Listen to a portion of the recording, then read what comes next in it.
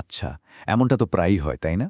একটা সিনেমা বিশাল হিট করল, আর তার সিক্যুয়েল যখন আসে আমরা ধরেই নিই যে এটাও তো ব্লকবাস্টার হবেই।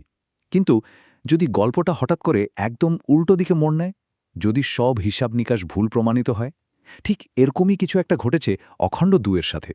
আর আজ আমরা এর একেবারে গভীরে গিয়ে দেখব যে ঠিক কি হয়েছিল। তাহলে আসল প্রশ্নটা ঠিক কি দাঁড়াচ্ছে? কিভাবে এমন একটা সিনেমা, যা কিনা কাগজে কলমে একটা নিশ্চিত হিট হওয়ার কথা, সেটা বক্স অফিসে গিয়ে এমনভাবে মুখ থুবড়ে পড়তে পারে? অখণ্ড 2 এর এই গল্পটা কিন্তু একটা বেশ বড়সড় রহস্যের মতো। চলুন আজ সেই রহস্যটাকে একটু সমাধান করার চেষ্টা করা যায়। তো চলুন শুরু করা যাক একেবারে গোড়া থেকে, মানে ওই হাইপ বা উত্তেজনা দিয়ে।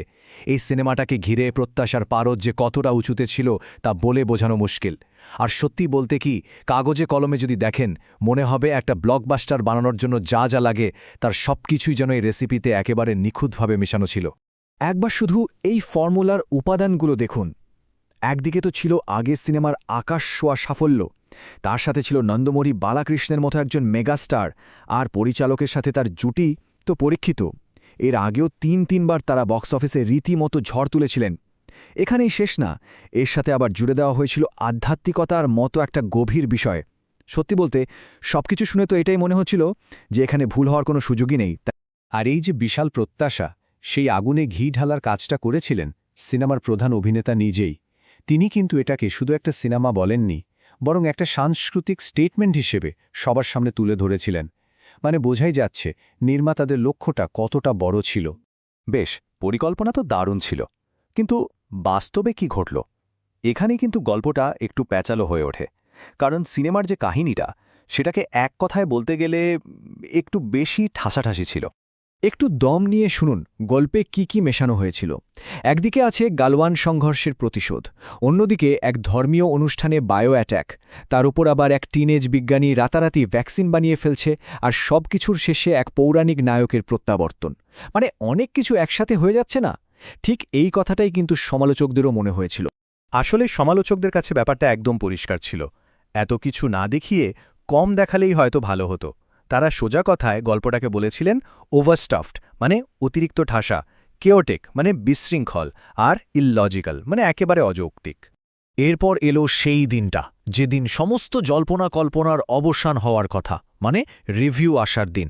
আর ঠিক এখানেই ওই যে আকাশ ছোঁয়া প্রত্যাশাগুলো ছিল, সেগুলো যেন কঠিন বাস্তবের মাটিতে এসে আছড়ে পড়ল। দেখুন, সমালোচকরা তো প্রায় এক বাক্যে রায় দিয়ে দিয়েছিলেন, কিন্তু দর্শকদের কথা কি বলবো? সেখানে ছবিটা কিন্তু এতটা সাদা কালো ছিল না। দর্শকদের প্রতিক্রিয়া ছিল একদম দুই মেরুর মতো। একদিকে যদি কেউ বলেন পুরোপুরি সময়ের অপচয়, তো অন্যদিকে আরেক দল বলছেন, আরে আমি তো ঠিক এই রকম লার্জার দ্যান লাইফ সিনেমাই দেখতে ভালোবাসি। চলুন কয়েকটা নির্দিষ্ট রেটিংয়ের দিকে তাকাই। ৫-এর মধ্যে ২ বা ২.২৫, মানে স্কুলের রেজাল্টের কথা ভাবলে এটা অনেকটা টেনে-টুনে পাশ করার মতো ব্যাপার। আর প্রায় সব সমালোচনার মূল সুর কিন্তু একটাই ছিল, গল্পটা ঠিক জমেনি। তাহলে মূল অভিযোগগুলো ঠিক কি ছিল? প্রথমত, যুক্তিকে বুড়ো আঙুন দেখানো, ওভার দ্য টপ অ্যাকশন। দ্বিতীয়ত, চরিত্রদের সাথে দর্শকের কোনোরকম মানসিক সংযোগ তৈরি না হওয়া। তৃতীয়ত, কিছু অদ্ভুত আর অস্বস্তিকর সংলাপ। আর সবশেষে এমন একটা ব্যাকগ্রাউন্ড স্কোর যা কানের পর্দা ফাটিয়ে দেওয়ার জোগাড়। মানে সব মিলিয়ে একটা বেশ বড়সড় জগাখিচুড়ি। আচ্ছা, রিভিউ আর সমালোচনার কথা তো অনেক হলো। এবার আসা যাক একেবারে আসল কথায়, মানে টাকার কথায়। কারণ দিন শেষে সিনেমা তো একটা ব্যবসাও, তাই না? আর এখানকার যে সংখ্যাগুলো, সেগুলো কিন্তু একটা খুব পরিষ্কার গল্প আমাদের বলছে। ২০০ কোটি টাকা ভাবা যায়? একটা বড় বাজেটের সিনেমার জন্যেও কিন্তু এটা একটা বিশাল অঙ্ক। আর এই টাকাটা তুলে আনার জন্য সিনেমাটাকে বক্স অফিসে রীতিমতো ঝড় তুলতে হতো, এর কোনো বিকল্প ছিল না। আর ঠিক এখানেই পুরো হতাশার ছবিটা স্পষ্ট হয়ে যায়। ২০০ কোটি টাকা বিনিয়োগ করে সারা বিশ্ব থেকে আয় হয়েছে মাত্র ১২৪ কোটির মতো। মানে এটা যে একটা বিরাট বড় লোকসানের ব্যবসা, তা বলার অপেক্ষা রাখে না। যদি আরও সহজ করে বলি, সিনেমাটা তার বাজেটের অর্ধেক টাকাও তুলে আনতে পারেনি। ভাবুন একবার, অর্ধেকেরও বেশি টাকা স্রেফ জলে গেছে। আসলেই সংখ্যা তো আর মিথ্যে বলে না, তাই আর্থিক দিক থেকে দেখলে অখণ্ড 2 ছিল একটা পরিষ্কার বড় ফ্লপ। কিন্তু দাঁড়ান, গল্পটা কি এখানেই শেষ হয়ে গেল?